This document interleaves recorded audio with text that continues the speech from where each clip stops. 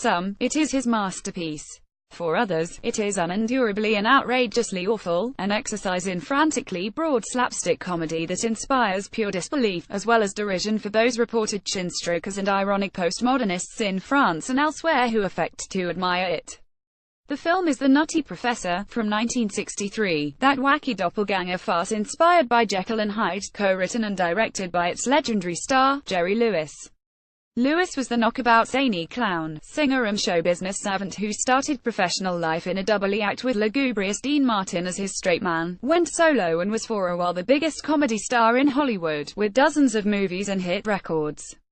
But then he endured a fade-out, suddenly and utterly unfashionable and marooned at the end of the 60s by new fads and the new wave, and his annual telethon in aid of the Muscular Dystrophy Association, which he presented for 45 years until 2012 and which raised $2 billion for Jerry's Kids, itself came to be regarded as wince-makingly schmaltzy and misjudged, marooned in an outdated ideas of pity and victimhood. But does that tell us the whole story about Jerry Lewis' dark brilliance? Lewis with Stella Stevens in The Nutty Professor. Photograph All-Star Paramount in The Nutty Professor. Lewis plays Professor Julius Kelp, a nerdy, buck-toothed, bespectacled chump who keeps blowing up his laboratory with his crazy chemical experiments. No woman could possibly find him attractive. But the hapless professor invents a potion that turns him into a super-sexy hipster, buddy love, who reduces women to a quivering jelly. And it is a bravura double performance when he makes his first appearance as the groovy buddy. Lewis' face becomes eerily almost handsome, as if by force of will he has transformed himself into a cross between Dean Martin and Frank Sinatra. And Sinatra himself was no oil painting. If only Lewis did not have the taste for comedy, he might have come to match Frank in the singing stakes.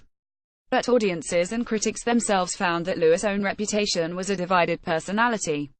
Was he just an embarrassment, or an inspired movie clown? Because, like The Nutty Professor, Lewis was an explosive experimenter with a dazzling skill, and an audacious, innovatory flair for the technique of the cinema. He knew how to frame and present his own adrenaline-fueled, instinctive physical comedy for the camera, although probably the delirium of his live performance, which reduced packed Vegas showrooms to screams of laughter, would never entirely be captured on screen. Lewis was a dedicated artisan of the cinema, pioneering the process of video playback on set, without which directing a movie is now quite unthinkable. He taught a directing class at USC for some years, where his students included Spielberg and Lucas, Jerry Lewis and Robert De Niro in The King of Comedy. Photograph All-Star 20th Century Fox. Later, in the early 1980s, he was superbly cast by Martin Scorsese in The King of Comedy, as the late-night talk show host who is kidnapped by an obsessive fan, played by Robert De Niro.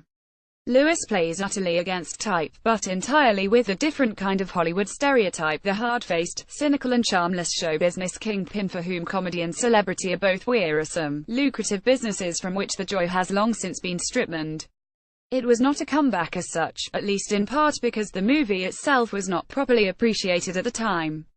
But Lewis had a sensational charisma. And he did, in his hatchet-faced way, present the metaphorical properties of his own reputation bound and gagged by De Niro and his partner in crime, Sandra Bernard, held hostage by a younger generation, who derided him, or admired him, or idolized him, but at all events made him mute, refused to let him be fashionable or accepted on his own terms. And then, 10 years later, something even stranger happened in Lewis' cultural history.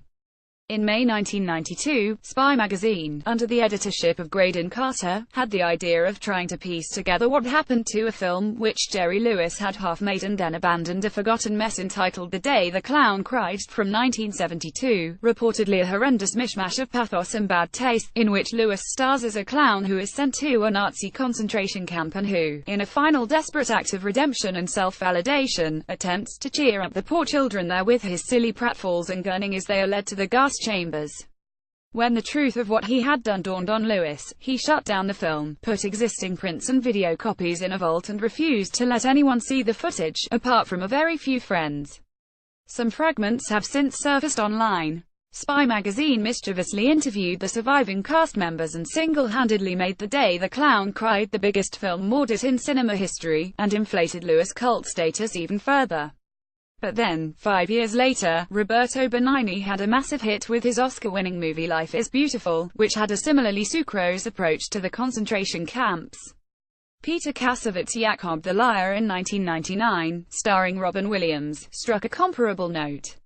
And once again, onlookers asked themselves, could Lewis have been ahead of his time? Was there something daring, even magnificent, in his utter unawareness of good taste, a kind of primitivist genius, an art brute of the movie screen? Well, Lewis himself never believed that, although he indulged the cult worshippers with wry amusement.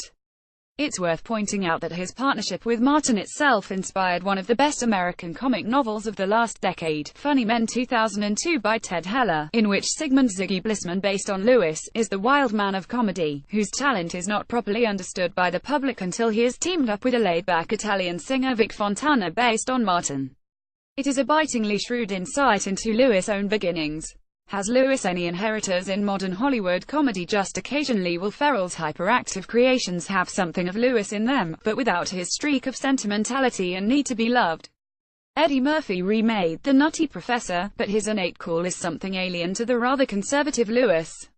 Watching Scorsese's The King of Comedy is probably the closest we'll come to appreciating the dark and melancholy inner life of Jerry Lewis, the clown for whom crying might come as a blessed relief.